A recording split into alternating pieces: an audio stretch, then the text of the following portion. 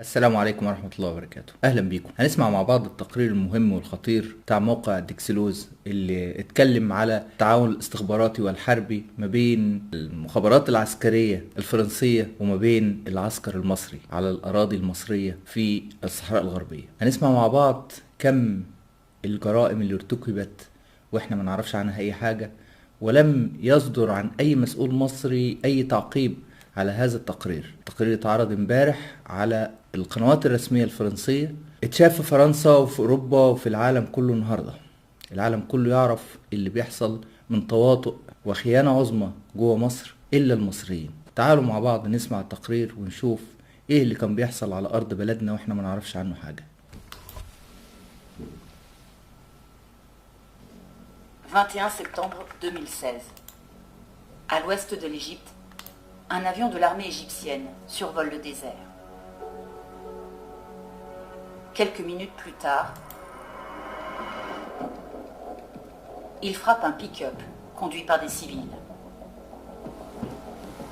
Une exécution arbitraire dont l'État français s'est rendu complice. Disclose a obtenu des centaines de documents secrets issus du plus haut sommet de l'État. Note de l'Élysée, de la direction du renseignement militaire, du ministère des Armées. Cette fuite sans précédent révèle les dérives d'une opération de renseignement clandestine en Égypte. Nom de code, Sirli. Mission, surveiller le désert occidental à la frontière avec la Libye. Débutée en 2016 au nom de la lutte antiterroriste, cette coopération va en réalité servir à bombarder des civils par centaines. Des crimes d'État dont la présidence de la République a été constamment informée. 3 juillet 2013. Le général Abdel Fattah al-Sisi arrive au pouvoir par un coup d'État.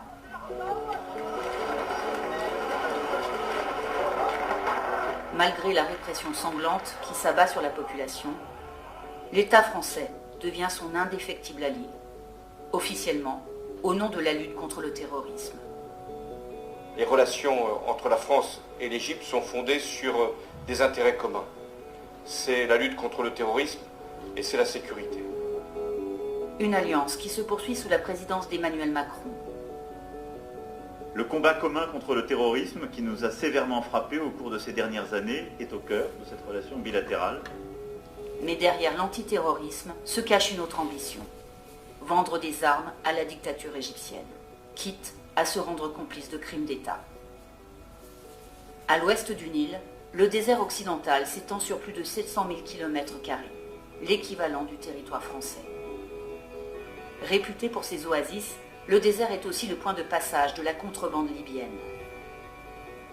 Cigarettes, essence, parfums, drogues, armes à feu, le trafic est alimenté par des jeunes de la région. Dans leur traversée du désert, certains s'amusent à se filmer avec leur téléphone portable. Des vidéos consultées des milliers de fois sur les réseaux sociaux. Depuis 2014, ces contrebandiers sont considérés par le régime militaire comme une menace à éliminer par tous les moyens. Mais le désert occidental est vaste et difficile à contrôler. Alors, pour exercer une surveillance totale de la zone, le maréchal Sisi demande l'appui militaire de son allié français. Prétexte invoqué, la menace islamiste en provenance de Libye. François Hollande accepte. Il confie le dossier à la DRM, la direction du renseignement militaire. ده لوحده جريمة خيانة عظمى، جريمة الاستعانة بدولة أجنبية على الشعب المصري وعلى الأراضي المصرية. أيا كان المخالفات اللي بتحصل من تهريب أو غيره عمرها ما تكون ذريعة ولا سبب إن أي مسؤول أيا كان، وبغض النظر هو وصل المسؤولية دي ازاي، انه يروح يستعين بدولة اجنبية علشان تاجي تقتله جزء من شعبه. 4 militaires, 6 personnels civils et un avion de surveillance sont déployés en Égypte. L'opération Sirli débute le 13 février 2016. C'est depuis la base militaire de Marsa Matrou, à plus de 500 km à l'ouest du Caire, que les militaires français opèrent en secret. Depuis le début de la mission, l'avion utilisé par la DRM stationne devant ce hangar. Le voici pris en photo par un militaire de l'opération Sirli. Il s'agit d'un Merlin 3, un avion équipé pour intercepter les communications et filmer les mouvements au sol. En mission, il mobilise 4 Français, 2 pilotes et 2 agents de l'ADRM, ainsi qu'un officier égyptien chargé d'écouter en temps réel les conversations téléphoniques. Le 21 septembre 2016, l'avion part en mission dans cette zone, au sud de l'oasis de Siwa. En fin de matinée, les militaires français repèrent plusieurs véhicules.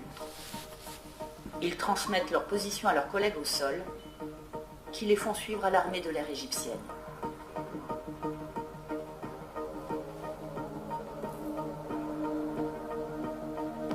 À 11h07, un avion surgit dans le champ de l'avion espion français. Il s'agit d'un Cessna 208, armé de missiles. 43 minutes plus tard, les militaires français survolent à nouveau la zone. Sur leur écran de surveillance, cette fois, un véhicule est en flammes. Le lendemain de la mission, un agent de la DRM prévient sa hiérarchie. La frappe a très probablement été perpétrée par le Cessna 208 de l'armée égyptienne. Il ajoute: la seule présence du Cessna armé atteste de la volonté de l'armée de l'air égyptienne d'utiliser les informations fournies à des fins répressives contre le trafic local. Dans les jours qui suivent, le régime annonce la destruction de 8 pick-up et leurs occupants, des civils soupçonnés de contrebande. En fournissant leur localisation, la France est donc rendue complice d'une exécution arbitraire. Une complicité établie selon les critères de la résolution 5683 de l'Assemblée générale des Nations unies. Selon les documents confidentiels défense obtenus par Disclose, la France pourrait être impliquée dans 19 bombardements contre des civils. Un bilan loin d'être exhaustif, au regard des centaines de frappes menées grâce aux renseignements français sur cette période. Le 2 décembre 2016, après 10 mois sur le terrain, les militaires alertent l'état-major. Selon eux, la mission ne sert pas la lutte antiterroriste. Dans la grande majorité des cas, la recherche d'activité consiste à localiser des pick-up afin de les neutraliser ou de les détruire. Une alerte réitérée le 6 janvier 2017. La problématique terroriste n'a jamais été abordée. 7 mai 2017. Emmanuel Macron est élu président de la République. Quelques jours plus tard, le 30 mai, il téléphone au maréchal Sissi. D'après cette note de l'Élysée, le président de la République a précisé au président égyptien qu'il était parfaitement informé des opérations en cours. Le lendemain, le chef d'état-major des armées, placé sous l'autorité d'Emmanuel Macron, reçoit un bilan détaillé de l'opération Sirli. Le rapport confirme que les pick-up localisés dans le désert ne sont pas liés à des groupes terroristes. Les itinéraires de trafic sont principalement liés à de la simple contrebande professionnelle bédouine. La DRM souligne également l'ordre des priorités de l'Égypte. Le trafic, l'immigration et en troisième position, le terrorisme.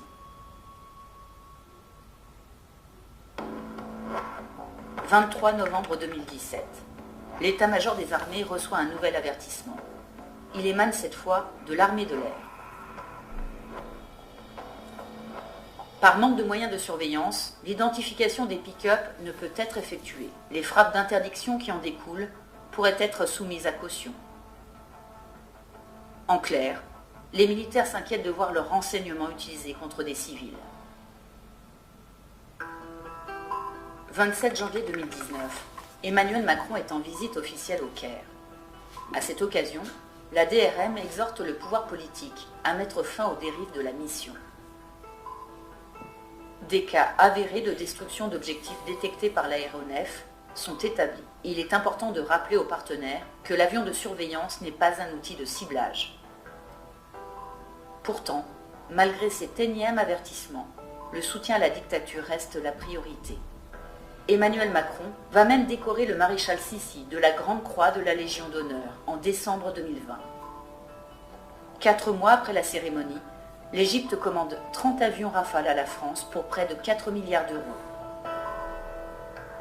Selon nos informations, l'opération Sirli est toujours en cours.